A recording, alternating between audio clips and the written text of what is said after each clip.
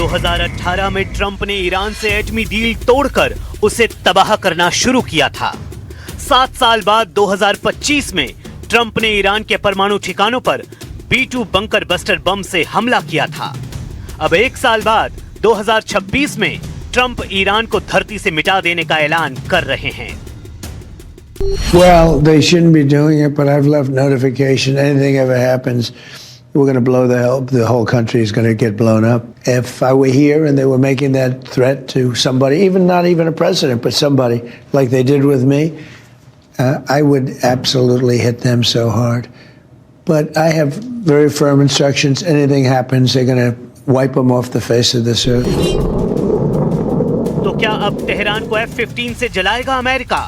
क्या इस्फहान पर फटेंगी मिनटमैन मिसाइलें? क्या तबरीज से मशहद तक मरघट बन जाएगा? अमेरिका के इरादे खौफनाक हैं। ट्रंप ईरान को कैसे दहलाएंगे, उसका ट्रेलर रिलीज हो चुका है।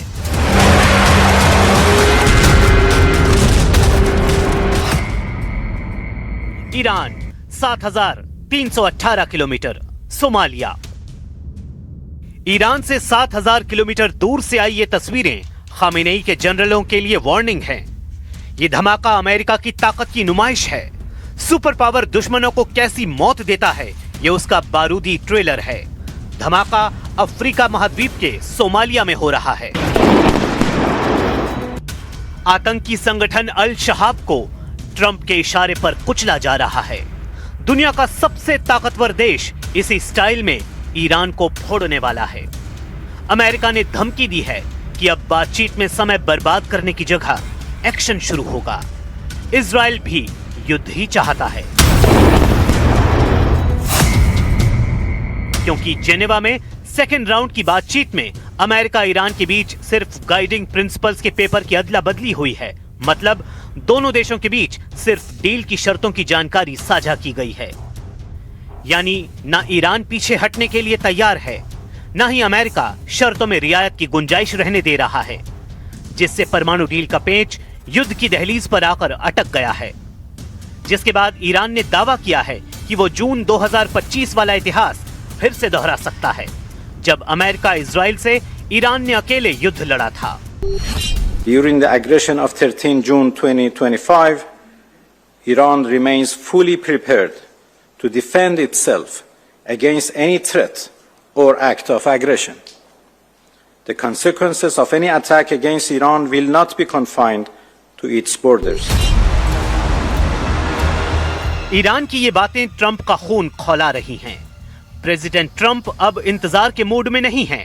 अमेरिका का मकसद क्लियर है, उसे ईरान के एटमी हथियारों का सफाया करना है। सुपर पावर को खामेनेई की सल्तनत को उखाड़ फेंकना है। लेकिन ईरान का इकबाल सरेंडर के लिए तैयार नहीं। ट्रंप के तल्ख बयानों पर सुप्रीम लीडर अली खामेनेई जोरदार पलटवार कर रहे हैं। ईरान ने अमेरिका से परमाणु डील वार्ता के बीच दुनिया में मौजूद सभी एटम बमों के खात्मे का मुद्दा उछाल दिया। असल में ईरान के निशाने पर इजराइल है, जिसका न्यूक्लियर प्रोग्राम दुनिया के लिए रहस्य है। हालांकि ट्रंप को ईरान के आरोपों की परवाह नहीं है।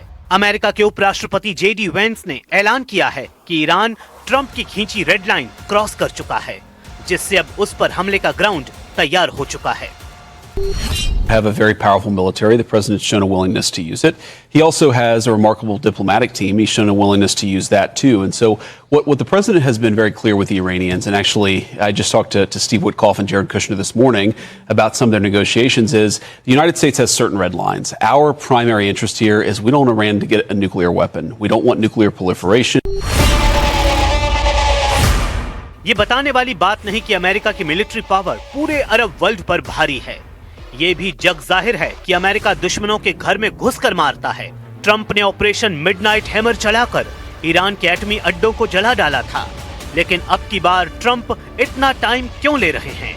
अमेरिका अभी अपने हथियारों को ईरान के करीब भेज रहा है। अमेरिका के 2 जंगी बेड़े ईरान की स्ट्राइक रेंज में हैं। ब्रिटेन से अमेरिकी हथियारों की मूवमेंट खाड़ी देशों में शुरू हो चुकी है। लेकिन अब तक अरब वर्ल्ड में सुपर पावर को पहले जैसा सपोर्ट मिलने की गारंटी नहीं मिली है। ट्रंप के कट्टर समर्थक कहे जाने वाले सऊदी अरब के क्राउन प्रिंस मोहम्मद बिन सलमान ईरान से युद्ध की खिलाफत कर रहे हैं। तुर्की के राष्ट्रपति एर्दोआन डोनाल्ड ट्रंप से अपील कर चुके हैं कि वो ईरान से युद्ध की जगह डील फाइनल करें। जॉर्डन के किंग अब्दुल्ला परमाणु डील की पैरवी कर रहे हैं। ओमान अमेरिका ईरान की डील में मध्यस्थ का रोल निभा रहा है। कतर और संयुक्त अरब अमीरात ने भी अपनी जमीन से ईरान पर हमले की इजाजत नहीं दी है। मतलब अरब वर्ल्ड के मोस्ट पावरफुल देश ईरान के साथ खड़े दिख रहे हैं। इन देशों की मदद के बगैर अमेरिका का युद्ध में उतरना जोखिम भरा है। अली खामेनेई यूं ही नहीं सुपर पावर की मिलिट्री को जोरदार तमाचा लगाने की धमकी दे रहे हैं। رئیس جمهور آمریکا که ارتش ما قوی ترین ارتش دنیاست.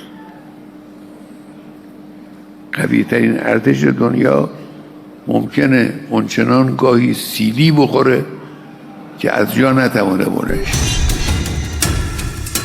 खामेनेई चेतावनी दे रहे हैं कि अब की बार अमेरिका का हमला हुआ तो उसे खाड़ी देशों की संयुक्त सेना से लोहा लेना होगा, जिनके साथ ईरान समर्थित लड़ाका ग्रुप होंगे।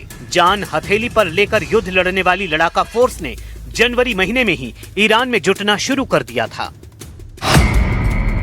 ईरान में हिंसक प्रदर्शन के बीच इराक, सीरिया, लेबनान और यमन से fighter group war front shift हो चुके हैं। मतलब ईरान की 6 लाख सैनिकों की फौज के साथ हजारों ऐसे खूंखार लड़ाके युद्ध में मौजूद हैं जिन्हें मौत का दूसरा नाम कहा जाता है। ईरान को अमेरिका से युद्ध में लड़ाकों की कमी नहीं पड़ेगी, मगर सुपर पावर से जीतने वाले हथियार ईरान कहां से लाएगा? अमेरिका के हथियारों का दुनिया में कुछ ही देशों के पास तोड़ है। वैसे भी अमेरिका ने ईरान को चारों दिशाओं से घेर रखा है और ये तैयारी आजकल में नहीं की गई। अमेरिका खाड़ी देशों में अघोषित तौर पर मिलिट्री राज चलाता है। ईरान के आसपास अमेरिकी सेना के कई मिलिट्री बेस हैं और इनमें कुल 40,000 से ज्यादा अमेरिकी सैनिक तैनात हैं। इसमें कुवैत में 10 सैन्य अड्डे हैं और यहां अमेरिका के 13,000 से ज्यादा सैनिक हैं। बहरीन में अमेरिका ने 12 अड्डे बनाए हैं और यहां उसके 3,700 से ज्यादा फौजी तैनात हैं। सऊदी अरब में अमेरिका के 10 मिलिट्री बेस हैं, यहां 3,000 अमेरिकी सैनिक तैनात हैं। ओमान में अमेरिका के 6 अड्डे हैं, यहां उसके 600 सैनिक तैनात हैं। संयुक्त अरब अमीरात में अमेरिका के 3 अड्डे हैं और यहां उसके 5,000 सैनिक तैनात हैं। कतर में अमेरिका का सबसे बड़ा मिलिट्री बेस है और यहां 13,000 अमेरिकी सैनिक रखे गए हैं। ये वो देश हैं जहां से ईरान बहुत ज्यादा करीब है। इन अड्डों का दूसरा पहलू ये भी है कि इन्हें ईरान से भी उतना ही खतरा है, मगर अमेरिका के अजेय हथियारों के सामने ईरान का टिकना मुश्किल है। डोनाल्ड ट्रंप के नए तेवर हैरान करने वाले हैं। युद्ध रोकने से लेकर युद्ध भड़काने वाले तेवर, ऐसे तेवर जो नया युद्ध लड़ने से परहेज नहीं करेंगे। ट्रंप की लाल आंख दिखाने वाली नई रणनीति के पीछे अमेरिका के 500 बहुत ही खतरनाक बम बताए जा रहे हैं, जो अमेरिका के हर दुश्मन को 10 बार तबाह कर सकते हैं। इसका नाम है B-61 थर्मोन्यूक्लियर बम। अमेरिका ने ऐसे 500 बम को सबसे बड़े युद्ध के लिए अपग्रेड किया है। इस पर खर्च हुए हैं $9 बिलियन, यानी अमेरिका ने 500 B-61 परमाणु को अपग्रेड करने के लिए 78,000 करोड़ लगाए हैं। नए वर्जन का नाम है B-61-12। 12 फुट लंबे इस बम का वॉरहेड 50 किलोटन का होता है, जो 50,000 टन TNT के बराबर तबाही मचाने की क्षमता रखता है।